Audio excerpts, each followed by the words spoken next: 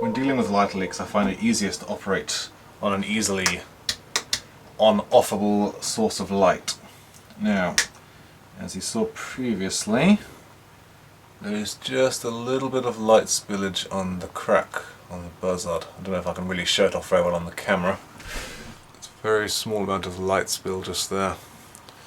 So, what we do is, we identify the location, which is just on that side there. Get ourselves some more putty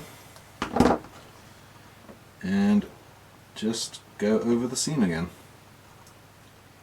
Of course you can use masking and what have you, but in this case, because the light leaks are so small and I'm confident enough in my ability to place the putty on without causing any trouble, which may or may not be foolish, I'm just going to go ahead and just freehand it. And once you've got some putty over the gap, if you want to check whether you've blocked the light leak, just turn off the light, have a look. Still a little bit of light coming through, so I'll just keep working at it.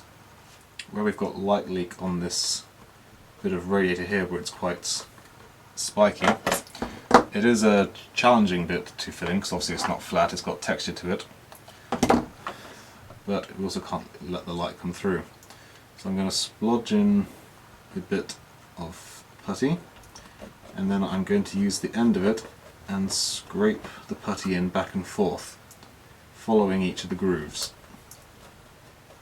Once I'm done, and this might take a little bit of time, I should keep my grooves whilst simultaneously filling in the holes with putty.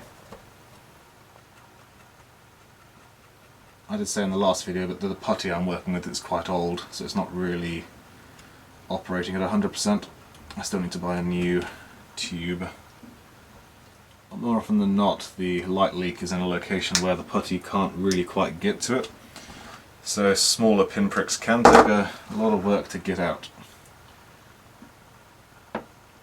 You could just choose to leave them, but I figure if you're going to spend this long making it up to this stage, we may as well spend as much time as it takes and get it right.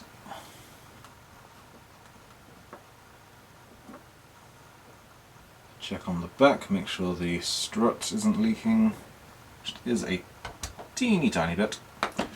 The strut is a touch awkward, as naturally it's not an area where you have a great deal of access to. But a little bit of wrist action and the spatula, we should be able to get to it. Now we wait for that to dry. However, we don't wait 2 weeks this time. 24 hours will be more than sufficient. Pity, because the tube is still quite full, but use it or lose it, my friends. Use it or lose it.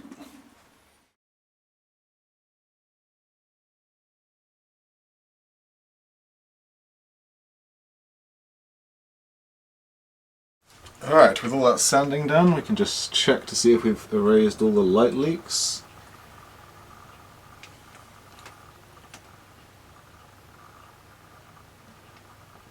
Which I am pleased to say we have. And that really is all there is to fixing the light leaks. It could have been much worse if there was more leaking from the LED strips. But it was quite minor, so there's quite a quick video, quite a short video.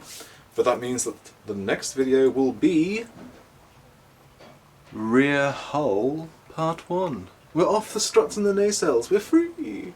We can get back to soldering LEDs and sticking stuff together. Thankfully, if I take a moment and pull out the piece, it's not a tremendously complex piece of work. Once we have started, it's pretty much just going to be carving out the hole which goes into the engineering hull, putting the LEDs in, and, well, clamping the whole thing together. So until then, I'm Raven, and that's all from the desk.